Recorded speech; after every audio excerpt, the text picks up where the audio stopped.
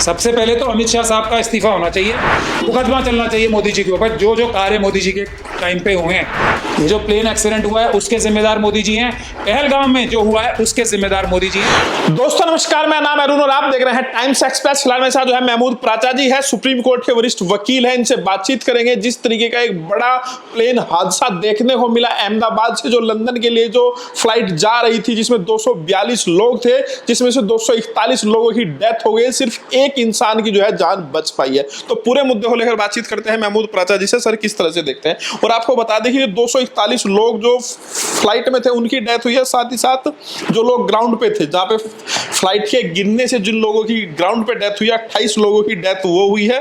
तो कुल मिलाकर 269 लोगों की जान जा चुकी है इस पूरी घटना में, लेकिन कोई जवाबदेही तय नहीं कर पा रहा है। इस पूरे मुद्दे को लेकर बातचीत करते हैं महमूद प्राचा जी से। सर, कोई जवाबदेही तय नहीं हो रही है। अमित शाह जी तो कह रहे हैं कि एक्सीडेंट है, एक्सीडेंट को नहीं रोका जा सकता। ये तो एक्सीडेंट है या नहीं है इसकी तो इन्वेस्टिगेशन बताएगी, लेकिन अमित शाह जी और मोदी जी और भारतीय जनता पार्टी और आरएसएस के जितने भी समर्थित लोग हैं वो तो एक्सीडेंट से चुनाव जीत के नहीं आए ना। सर, वो तो मशीन कहां से आ गए? सर, ये तो प्राइवेट फ्लाइट थी, सरकार से कोई लेना नहीं देना नहीं, एयर इंडिया की फ्लाइट थी, लेकिन मोदी जी पहुंचे, गृह मंत्री अमित शाह पहुंचे, तो इससे ज्यादा और अब आपको क्या चाहिए? सरकार से कोई लेना देना ही नहीं है। नहीं मतलब सर, तो प्राइवेट था ना सर, ये तो प्राइवेट प्लेन था, लेकिन सरकार उसके बावजूद भी लगातार वहां पहुंच रही है। अहमदाबाद एयरपोर्ट प्राइवेट किसने कराया? मोदी जी और अमित शाह जी ने। किसको दिया पता है आपको? अपने सखा मित्र, क्या कहूं मैंने, ऑल्टर ईगो, मतलब आज जन्म जन्म का बंधन जिनके साथ है, अडानी जी को। ये एयर इंडिया किसको दी? टाटा को। तो टाटा हो गया अब। ये ड्रीम लाइनर एयरलाइन, ये जहाज जो था बोइंग का ड्रीम लाइनर जहाज था, ये उनका सबसे सेफ जहाज़ों में से एक जहाज़ माना जाता है। करीब 1000 जहाज इसके प्रोड्यूस हुए हैं और आज तक किसी का भी एक भी हादसा नहीं हुआ। 30 सालों में सबसे बड़ी घटना ये मानी जाती है। नहीं, मैं कह तो रहा हूँ। और भारत में ये एक्सीडेंट होना था, कौन से एयरपोर्ट पे होना था? जो अडानी जी को बगैर किसी प्रॉपर प्रोसीजर के दे दिया। सर, ये तो अनहोनी है ना सर, अनहोनी तो कहीं भी हो सकती है। इसमें भी आप अडानी, अंबानी, मोदी, अमित शाह, सर ये तो अनहोनी है, ये तो कहीं भी हो सकती है। और उसके लिए पूरा देश दुख प्रकट कर रहा है। अमित शाह जी पहुंचे, मोदी जी पहुंचे, पूरी सरकार लगी हुई है। तो और क्या इस बंदर के हाथ में उस तरह दे दो क्या होता है? पता है आपको? वो किसी का भी गला काट सकता है, अपना भी गला काट सकता है। मोदी जी, अमित शाह जी को सरकार चलानी आती है? आती है। ये तो भारत का संविधान बाबा साहब डॉक्टर भीमराव अंबेडकर ने लिखा हुआ है, उसमें एक सिस्टम बना हुआ है। उसके पहले की जो गवर्नमेंट्स थी उन्होंने अच्छा किया या बुरा किया, लेकिन एक सिस्टम को कंसोलिडेट किया। ये आके जो पुरानी कमाई थी बाबा साहब डॉक्टर भीमराव अंबेडकर की और दूसरी सरकारों की, उसको आके लुटाने के लिए बैठे हुए हैं। तो अब जो लूट मचाई हुई है उसके असर धीरे धीरे नजर आने शुरू हो गए हैं। मगर प्रॉब्लम कहाँ आती है कि किसी भी चीज़ को आके ये कुछ भी बोल के और निकल सकते हैं आगे। उसकी सबसे बड़ी वजह है ये क्रिमिनल मीडिया और हमारे कमज़ोर विपक्षी लीडर। वरना इतनी बड़ी रेलवे में रोज़ एक्सीडेंट, मतलब रेलवे नहीं, एक्सीडेंट वे हो गई है ना, रोज़ रेलवे में एक्सीडेंट हो रहा है। रोज़ कोई दिन ऐसा नहीं जाता जिस दिन कोई छोटा बड़ा कांड ना हो। कुंभ का मेला ऑर्गेनाइज करते हैं, ट्रेन जो है आपको क्या हो गई, चल ये भी एक्सीडेंट बता देंगे, ये भी एक्सीडेंट है, हर चीज एक्सीडेंट है। तो कोई एक्सीडेंट नहीं है, ये तो ऊपर वाले के भरोसे चल रहा है सब कुछ। जो बाबा साहब का सिस्टम बना हुआ है उसकी वजह से भगवान भरोसा है, ऊपर वाले के भरोसे है। बिल्कुल का कोई रोल सरकार का है, सरकार का है लूट खसोट मचाने का। क्यों? क्योंकि आरएसएस और बीजेपी के लोग बैठे हुए हैं, करना कुछ आता नहीं। मोदी जी से आप किसी टॉपिक पे बात कर लो, अच्छा उनसे बगैर पूछे बोइंग की स्पेलिंग लिखवा लो, चलो मोदी जी से या अमित शाह जी से, दोनों में से। लेकिन बैठे हुए हैं आप, क्रिकेट का सीन है आता। टाटा ने टेक ओवर कर लिया तो जिम्मेदारी तो सर टाटा की बनती है ना सर। टेक ओवर ने जिम्मेदारी ली भी है, उन्होंने कहा कि हम 1-1 करोड़ रुपया जो है। क्या जिम्मेदारी ली है? ये जिम्मेदारी क्या ली है पहले ये बताओ। कोई जिम्मेदारी है? 1-1 करोड़ रुपए अपनी जेब से देगी टाटा एंड सन्स। सब जनता का ही पैसा लूटा हुआ है ना, वही उन्हें दे देंगे। आप बुनियादी बात नहीं समझ रहे। प्राइवेटाइज करके, अभी मैं पूरी बात अपनी समाप्त नहीं कर पाया था, क्या कोई भी एयरलाइंस डीजीसीए के कंट्रोल के बगैर चल सकती है? क्या डीजीसीए ने नोटिस दिए थे ना? अब पहले तो डीजीसीए के जो डायरेक्टर जनरल हैं उनसे किसी ने कुछ भी पूछताछ की है? जाके आप करो, पहले जाके आप। वो बोलेंगे हमने नोटिस दिए थे। अब नोटिस का जवाब दिए बगैर जहाज उड़ाए जा रहे हैं ना। अहमदाबाद एयरपोर्ट उन्हें रोक रहा है क्योंकि अडानी का है। अब अडानी बिजनेसमैन है, लूट खसोट करने वाले एक तरीके से धन्ना सेठी तो है। उनको कोई बिजनेस आता है, उनसे पूछ लो कि जो एयरपोर्ट चलाना होता है वो कैसे चलाना होता है। अगर उनको ए से लेकर जेड तक एक बात भी पता हो अडानी जी को तो मुझे बता देना कि मैं गलत हूँ। अब उसके बाद जिम्मेदारी किसकी है सर? अभी रुक जाओ आप, ये ट्रांसपोर्ट है। ट्रांसपोर्ट एक एसेंशियल सर्विस है। आपको पता है कितनी महत्वपूर्ण कार्य है ये? चाहे प्राइवेट हो या सरकारी हो, जिम्मेदारी सरकार की है, डीजीसीए की है। एक अगर नोटिस नहीं पालन किया था तो क्या एयर इंडिया का जो प्राइवेटाइजेशन हुआ था सरकार ने कैंसिल कर दिया? अमित शाह जी को जो लोग अंदाजा लगा रहे हैं, क्या फायदा हुआ होगा बताओ आप? टाटा से कुछ और पैसे ले लिए होंगे ना, पार्टी फंड के लिए लिए होंगे या कुछ और चीज के लिए लिए होंगे। वरना अब तक एयरलाइंस को नोटिस होता कि प्राइवेटाइजेशन वापिस होगी। अब आपकी प्राइवेटाइजेशन कैंसिल, आपके बस की नहीं है। इतना जो महत्वपूर्ण कार्य है वो सरकार अपने आप वापिस करेगी। किया ऐसा काम? ना किया, ना करेंगे। ये है महत्वपूर्ण बात। रेलवे को कल प्राइवेटाइज कर देंगे, बेच देंगे किसी को। तो जो वैष्णव साहब हैं, जो मोदी जी की सरकार है, वो पता है उन्हें ना उनके बस की है तो किसी और के सर पे डाल दो। फिर बोलो हमारा तो कुछ लेना देना है, प्राइवेटाइजेशन कर दिया हमने। तो टाटा से पूछो जाके या अडानी से पूछो, अडानी को बेचने की जो बात चल रही है रेलवे। तो ये तो एक तो चोरी ऊपर से सीना चोरी हो गई ना। क्या देश की जनता ने पैर पकड़े थे मोदी जी के जाके कि इसको एयर इंडिया को प्राइवेटाइज कर दो? तो इससे जो आपदा में अफसर उठा रहे हैं वो कि हमारा मतलब ही नहीं है इससे कोई मतलब, सारा का सारा मोदी जी से।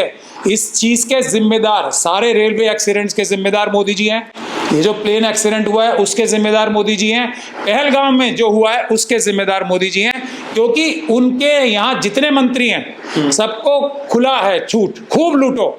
अमित शाह जी सो रहा है, पहलगाम में हमला, चाहे कुछ हो जाए जिम्मेदारी मोदी की। तो प्राइम मिनिस्टर कौन है? और चाहे फिर आप बोलो ना, चाहे कोई भी अच्छी चीज हो रही है, मोदी जी का कोई लेना देना नहीं है। फौज जाके इतने मुश्किल सर्कमस्टांसिस में, फौज के पैरों में इतनी मोटी मोटी बेड़ियां, मुद्दे पे बता रहा हूँ, वही बता रहा हूँ।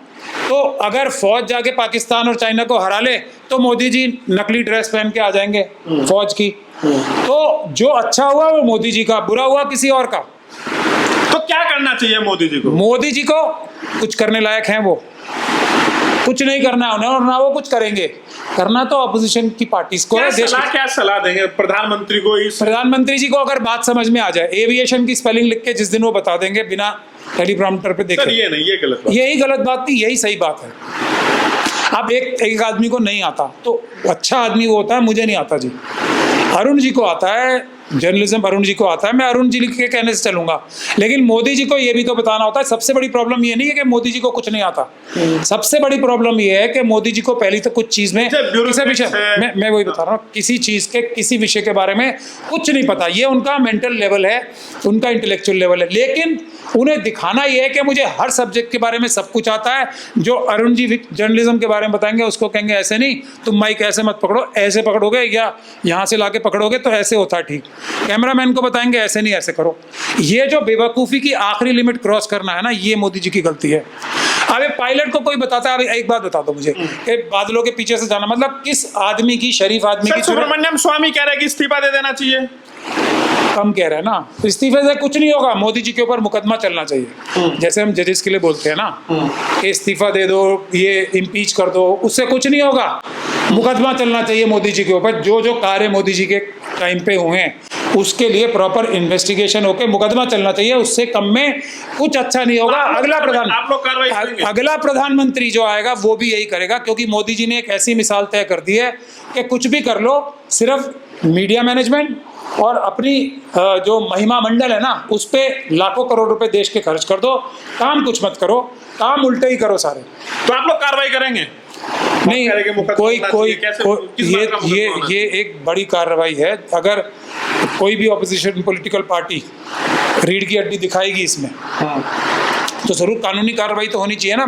सबसे पहले तो पहलगाम की होनी चाहिए कानूनी कार्रवाई अमित शाह जी के खिलाफ, कि वो क्यों सो रहे थे, क्या सुरक्षा में चूक हुई, क्यों सो रहे थे और अभी तक क्यों सो रहे हैं। सबसे पहले तो अमित शाह साहब का इस्तीफा होना चाहिए और जो डीजीसी हैं उनका होना चाहिए कि क्यों उन्होंने जहाज उड़ने दिया जबकि उनके नोटिस पेंडिंग थे। अगर नोटिस पेंडिंग थे, मुझे ये प्रेस के माध्यम से खबर मिली है, तो और उसके बाद कैंसिल होना चाहिए ये अडानी के सारे एयरपोर्ट के लाइसेंस, एक नहीं सारे, वरना हर एक एयरपोर्ट अडानी जैसे व्यक्ति के हाथ में जो एयरपोर्ट है वो खतरे की घंटी है। मेरी बात सब लोग सुन लें, चाहे टाटा एयरलाइंस हो, टाटा से वापस ले लेनी चाहिए, अब तक पेनल्टी और लगानी चाहिए। क्या क्या नुकसान उन्होंने देश का किया है, किस तरीके से उन्होंने सर्विस पूरी नहीं कराई, क्या कमी क्या रह गई, ये पता लगा अब तक कितने घंटे गुजर गए। लेकिन सर एक चीज ये भी है कि जब से बीजेपी की सरकार आई है, पहले एक बयान भी है पूर्व में जो देश के गृह मंत्री थे राजनाथ सिंह, अभी रक्षा मंत्री है, कि ये यूपीए नहीं है, इस्तीफा नहीं होता है। तो जब जो भी मंत्री होगा अगर उसके दिमाग में ये रहेगा कि भाई इस्तीफा तो देना ही नहीं है क्योंकि ऊपर से है कि इस्तीफा तो होता नहीं है चाहे कुछ भी, तो क्या आपको लग रहा है कि उसी विभाग का मंत्री चाहे कोई भी विभाग हो वो अपने काम को लेकर सीरियस होगा या फिर उसको कर पाएगा? क्योंकि अगर कुछ घटना घट भी जाएगी, क्योंकि इस्तीफा तो होना नहीं है, उसके ऊपर तो कोई कार्रवाई होनी नहीं है, उसके ऊपर तो कुछ होने वाला नहीं है, उसकी कोई जिम्मेदारी अगर इस तरीके से तय नहीं होगी तो उसको लेकर, उस काम को लेकर कैसे तय होगा कि ये काम सही हो रहा है नहीं हो रहा है, उसको लेकर आप कैसे देखते हैं? नहीं, बिल्कुल सही है, यूपीए नहीं है या उससे पहले की कोई भी सरकार नहीं है। यहाँ तो किसी का कोई जिम्मेदारी है ही नहीं ना, यहाँ किसी की कोई जिम्मेदारी नहीं है, यहाँ सबकी एक जिम्मेदारी है, जितने ज्यादा से ज्यादा पैसा लूट सकते हो वो लूटो और मोदी जी और अमित शाह साहब तक पहुंचाओ, यही जिम्मेदारी है। इसमें तो सब खड़े उतर रहे हैं ना। तो एनडीए का, आरएसएस का और बीजेपी का जो मेन एम और गोल है उसमें तो सब पूरे उतर रहे हैं। पाकिस्तान और चाइना का एजेंडा है हिंदू मुसलमान करो, उसमें भी सब पूरे उतर रहे हैं। तो इस्तीफा तो जब होगा जब वो कोई अपनी गलती महसूस करें। वो तो इतनी बड़ी गलती के बाद भी आके एक्सीडेंट बोल के निकल जा सकते हैं ना। ये एक्सीडेंट बोल देना महत्वपूर्ण नहीं है, एक्सीडेंट बोल के ऐसे निकल जाएंगे, ऐसे अपने कपड़े पहन के, कुर्ता पजामा पहन के, ये है उनका कॉन्फिडेंस। ये जो है ना, ये है, ये क्रिमिनल काम है। इससे बड़ा आपराधिक काम कोई नहीं होगा कि एक्सीडेंट बोल के अपने निकल गए सीधे आगे, कुछ कोई परवाह नहीं। कि रूपाणी साहब एक बहुत महत्वपूर्ण व्यक्ति थे क्योंकि वो गुजरात के चीफ मिनिस्टर थे और लंबे टाइम तक गुजरात के चीफ मिनिस्टर रहे। और गुजरात के चीफ मिनिस्टर होने का मतलब क्या होता है वो सबको पता ही है। कितना वहाँ पे धन उपार्जन हो सकता है या होता है, ये दुनिया भर को सबको पता है। तो जो भी एक्सीडेंट, कई बार देखो, ये कोई मैं किसी खास विषय के ऊपर नहीं कह रहा हूँ, लेकिन एक्सीडेंट हो भी जाते हैं और एक्सीडेंट कई बार कराए भी जाते हैं।